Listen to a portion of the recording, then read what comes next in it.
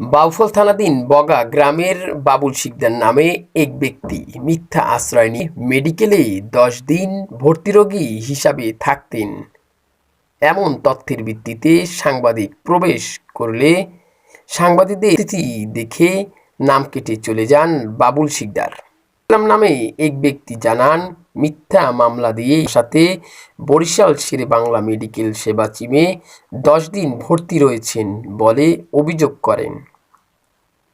আরও জানান, বাবুল শিকদার দিনে না থাকলেও রাতে সেবা চিমে ঘুমাতে।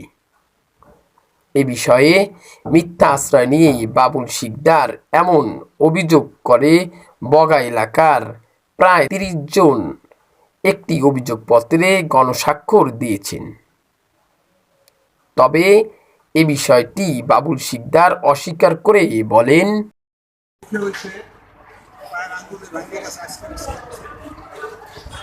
আপনার যে মাথায় ইনজুরি বা বুকে ইনজুরি আপনি যে বললেন, আপনি কোনো সিটি স্ক্যান বা বুকে কোনো এক্স-রে করছেন? রিপোর্টে কি আসছে? রিপোর্টে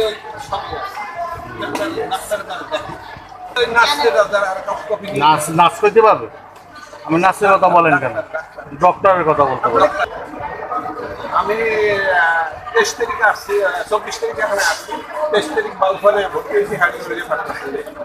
তো আপনার দেখতেছি আমি আপনি বর্তমানে খুবই সুস্থ অবস্থা আছেন, তো তারপরও কেন ভর্তি?